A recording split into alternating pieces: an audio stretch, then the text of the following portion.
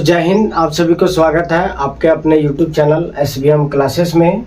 आज हम लोग लेकर आए हैं क्लास 9th का सब्जेक्ट मैथ जो चल रहा था बहुपद चैप्टर 2 जो है। आज हम लोग देखेंगे चैप्टर वाइज, इसका हम लोग अध्ययन करेंगे। ठीक है, तो बने रहिए हमारे क्लास में। ठीक है, टाइम ना गवाते हुए इस क्लास को हम लोग क्या करते हैं, स्टार्ट करते हैं। ठीक है, आज हम लोग देखेंगे चैप्टर नंबर 2.1। ठीक है, तो चलिए डाल लीजिए टॉपिक 2.1। आज हम लोग अध्ययन करेंगे इसके एकदम बेसिक लेवल से। ठीक है, आप लोग को यदि इस क्लास में ज्वाइन किए हैं, इससे पहले आप लोग हमारे पिछले वीडियो को देख लें एक बार। ठीक है, उसको बेसिक क्लास चलाया गया है। तो चलिए क्लास को स्टार्ट करते हैं हम लोग। तो देखते हैं आज हम लोग इस क्लास में जो है चैप्टर नंबर 2.1 जो है हम लोग बनाते हैं। ठीक है, आप लोग बने रहें।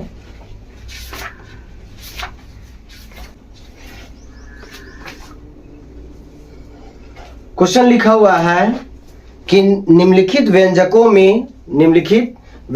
में कौन एक चर वाला बहुपद है और कौन नहीं है, कारण सहित उत्तर दें। देखा जाए इसमें क्या लिखा हुआ है। शॉर्ट में हम लिखते हैं पहला में कि कौन निम्न व्यंजकों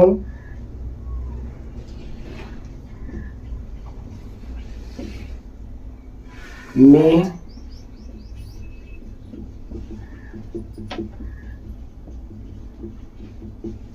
कौन एक चर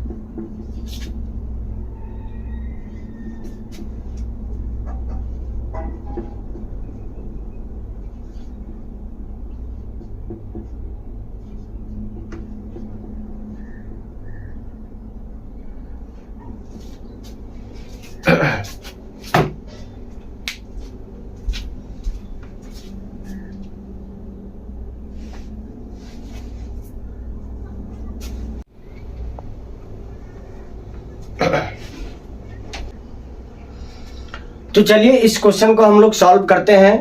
पहला क्वेश्चन में क्या लिखा हुआ है कि निम्न व्यंजकों में कौन कौन एक चर में बहुपद है और कौन कौन नहीं है, कारण के साथ उत्तर देना है। ठीक है, तो पहले देखा जाए, हम लोग चर के बारे में पढ़े थे इसमें कि चर क्या होता है, अचर क्या होता है।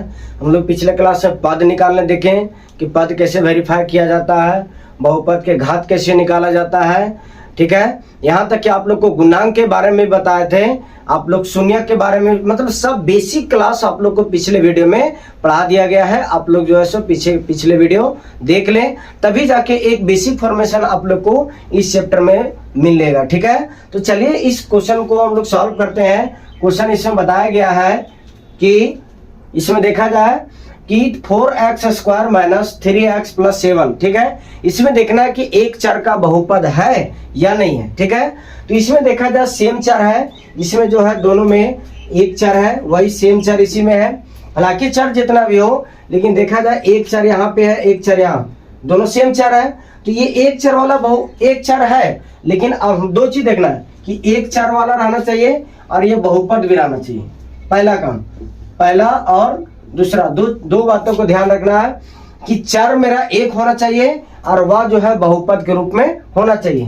तो इसमें क्या बताया था, इसमें कंडीशन क्या था कि चर वाला भाग, चर का जो है चर के घात हमेशा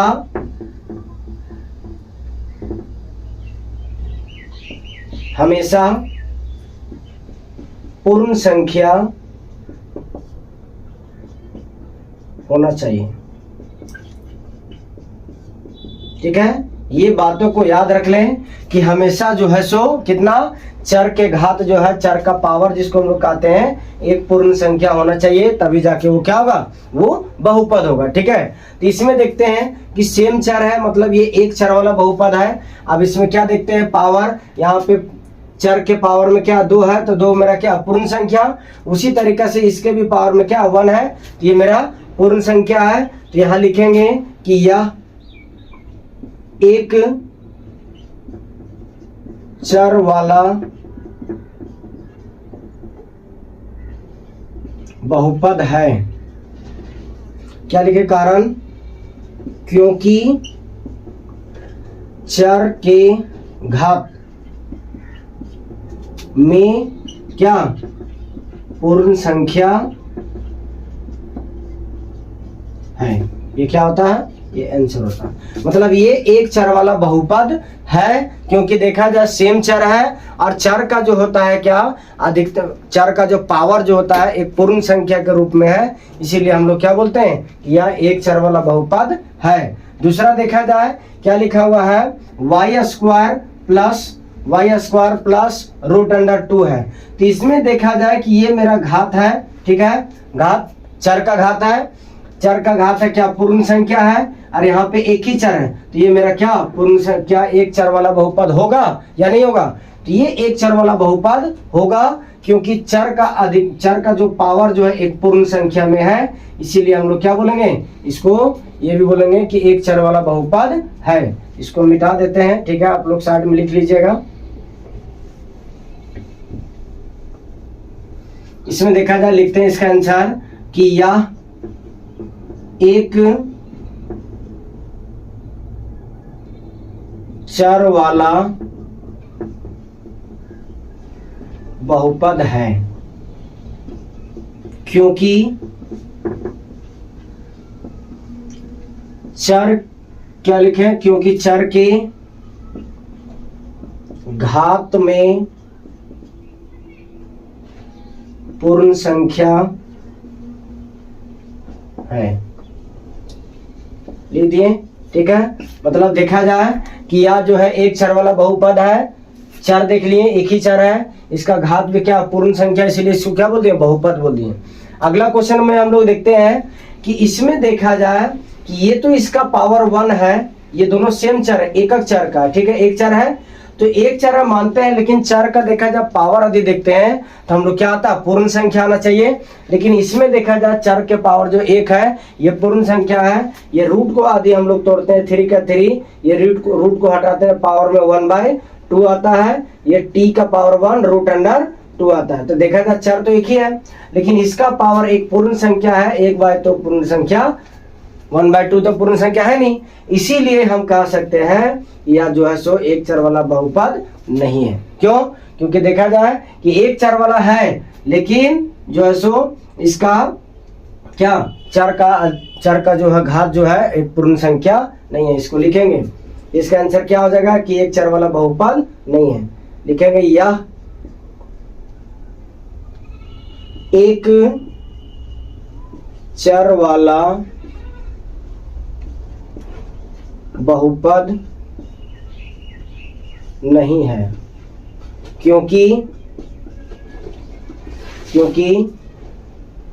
चर का घात में जो है पूर्ण संख्या क्या नहीं है। ये क्या होता है? ये हमारा आंसर होता है। ठीक है, क्योंकि देखा जाए इसमें होता क्या है कि इसे बता दिया ना कि 1/2 जो है पूर्ण संख्या नहीं है, इसीलिए इसी की वजह से यह पूरा जो है पूरा बहुपद जो है सो एक चर वाला बहुपद नहीं है। ठीक है, चलिए नेक्स्ट क्वेश्चन हम लोग देखते हैं। इसमें लिखा हुआ डी में कि y +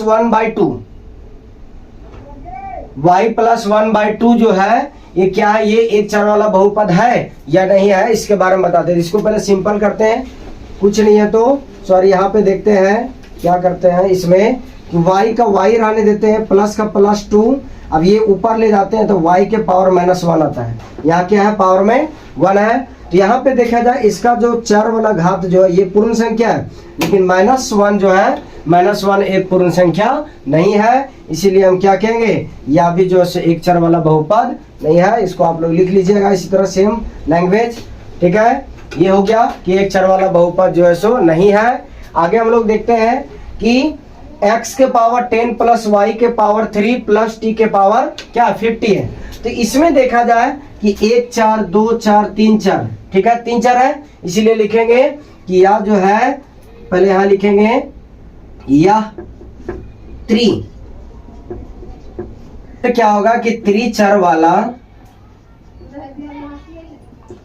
बहुपद क्या है, क्या बताया जाए, ये होगा एक चर वाला बहुपद। ये तो 3 चर है, इसीलिए इसका रीजन क्या है कि यह जो है ये बहुपद है, क्योंकि देखा जाए इसके पावर में क्या पूर्ण संख्या है, तो ये बहुपद है। लेकिन हमको क्वेश्चन में क्या पूछा है कि एक चर वाला रहना चाहिए, यहाँ तो 3 चर है, तो ये क्या होगा कि यह एक चर वाला बहुपद नहीं है, क्योंकि इसमें जो है सो कितना 3 चर है। चलिए इस क्वेश्चन को उतार लीजिए, आगे हम लोग देखते हैं।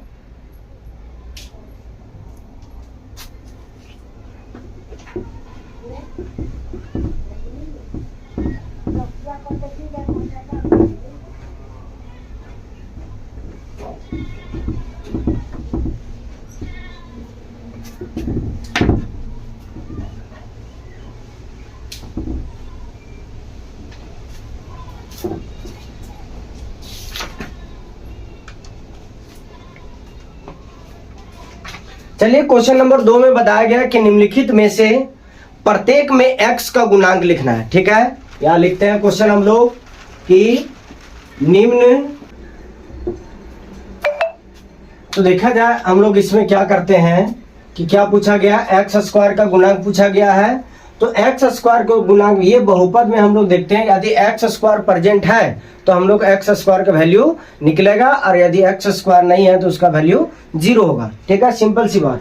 तो इसमें देखा जाए x² है ये, तो x² का गुणांक मतलब इसके आगे वाला जो है इसका गुणा में जो होता है वही होता है इसका क्या, x² का गुणांक होता है। देखा जाए इसमें क्या है, x² का तो कुछ नहीं है, यहाँ पे लिखेंगे कि x² का गुणांक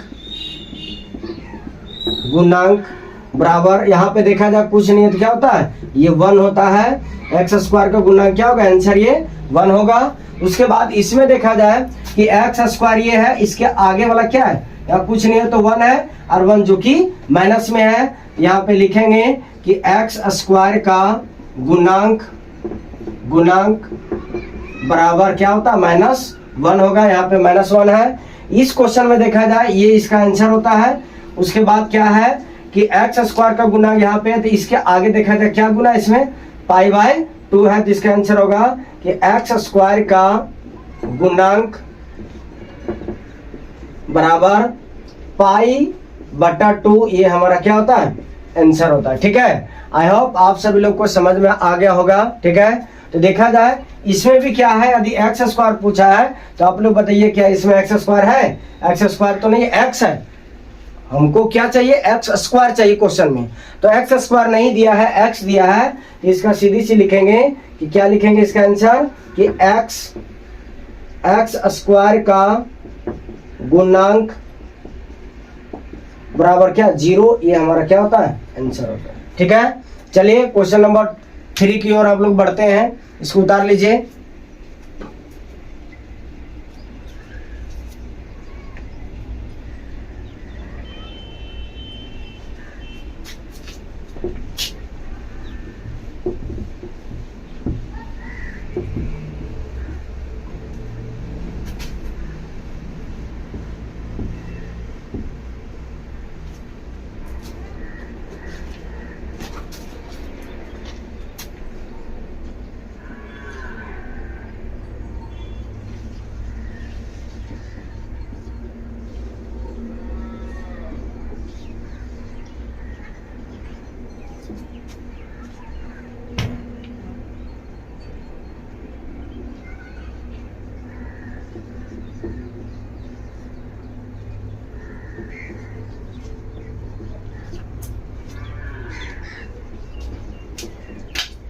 फोन कान उठा लिया, ले बात करता राजेश से।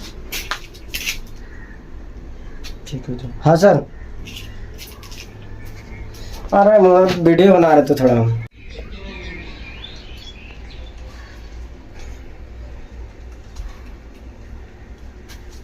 तो देखा जाए क्वेश्चन नंबर 3 में क्या लिखा हुआ है कि 35 घात के द्विपद का और जो है सो 100 घात के एक पद का एकक उदाहरण देना है। मतलब देखा जाए कि घात में लेना है 35, ठीक है पहली बात, और इसी का निकालना है द्विपद वाला बहुपद, 2 पद वाला। ठीक है, उसके बाद एक लेना है उदाहरण जिसका पावर घात होना चाहिए कितना, 100 होना चाहिए, और ये रहना चाहिए क्या, एक पद में होना चाहिए।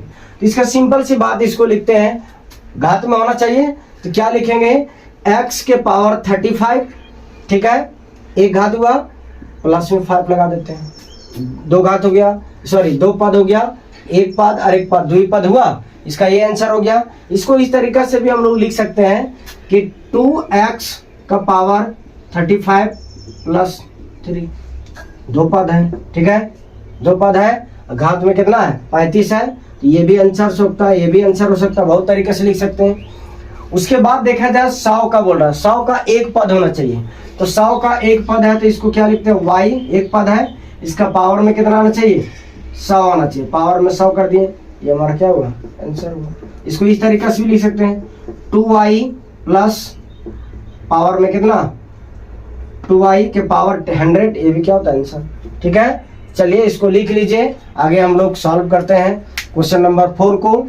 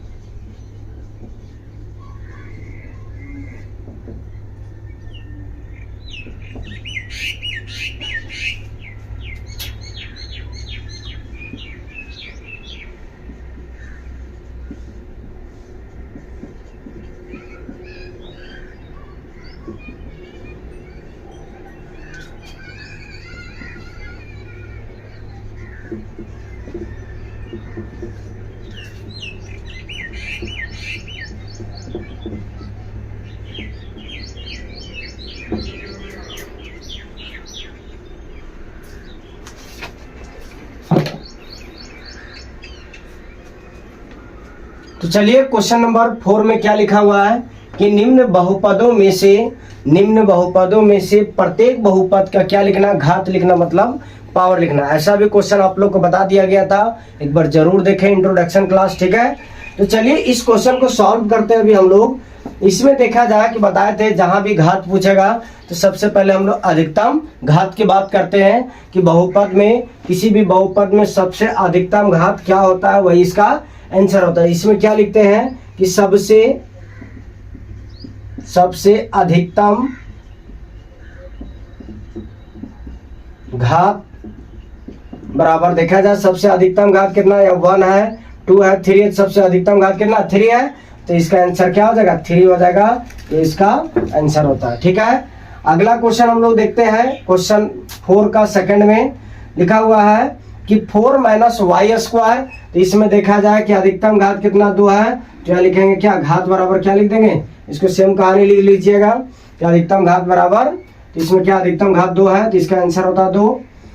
3 में देखते हैं हम लोग कि यहाँ पे पावर कुछ नहीं तो 1 होगा, तो क्या घात बराबर क्या होता है, 1। अब इसमें देखा जाए कुछ नहीं है तो बताते हैं मल्टीप्लाई करने के लिए 1, यहाँ पे 3 का 3, 1 के जगह पर क्या लिखेंगे, x के पावर 0, ठीक है। तो अब बताया जाए कि पावर में कितना 0 है, तो घात बराबर क्या लिखेंगे, 0। ये होता है इसका आंसर, ये होता है इसका आंसर, ठीक है। चलिए अगला क्वेश्चन नंबर 5 को देखते हैं हम लोग, इसको उतार लीजिए।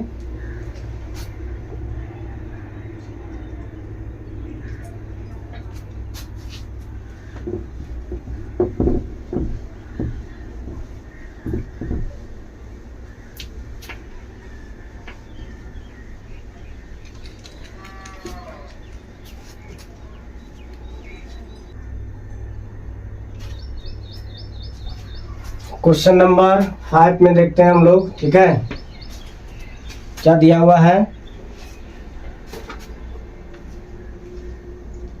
इसमें पूछ रहा है कि बहुपद जो है,